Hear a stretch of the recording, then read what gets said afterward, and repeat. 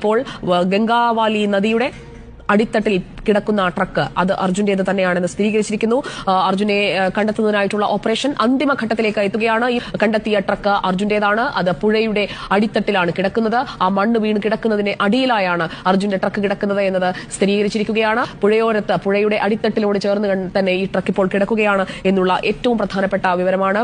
കരയിൽ നിന്ന് 20 മീറ്റർ അകലെയാണ്, കരയിൽ നിന്ന് 20 മീറ്റർ മാത്രം അകലെയാണ് ആ ട്രക്ക് നിരങ്ങി വീണ് കിടക്കുന്നത്. കരയിൽ നിന്ന് 20 മീറ്റർ അകലെ 15 മീറ്റർ താഴ്ചയിൽ വാഹനം കിടക്കുന്നു എന്നുള്ളതാണ് സ്ഥിരീകരിച്ചിരിക്കുന്നത്. മണ്ണിടിഞ്ഞു വീണ ഭാഗത്ത്, മണ്ണിടിഞ്ഞ് പുഴയിലേക്ക് വീണ് കിടക്കുന്ന ഭാഗത്ത് നദിയിൽ ആ ട്രക്കുണ്ട്, അർജുന്റെ ട്രക്കുണ്ട് എന്നത് സ്ഥിരീകരിച്ചിരിക്കുകയാണ്. ആ വാഹനം ഇനി കരയിലേക്ക് അടുപ്പിക്കണം. ഇപ്പോൾ എക്സ്കവേറ്റർ ഉപയോഗിച്ചുകൊണ്ട് മണ്ണ് നീക്കിക്കൊണ്ടിരിക്കുന്ന ഇടത്ത് ട്രക്ക് കിടപ്പുണ്ട്. അവിടെയുള്ള ചെളി മുഴുവൻ മാറ്റിക്കൊണ്ടിരിക്കുകയാണ്. അവിടെ നിന്ന് ആ ട്രക്കിനെ ഉയർത്തിയെടുക്കണം. 15 മീറ്റർ താഴെ ആ വാഹനം കിടപ്പുണ്ട്. ആ വാഹനത്തിന് മുകളിൽ ചെളി മൂടിയിട്ടുണ്ട്. ആ ചെളി നീക്കം ചെയ്യുകയാണ് ഇപ്പോൾ അവിടെ എത്തിച്ചിരിക്കുന്ന ലോങ് ബൂം എക്സ്കവേറ്റർ.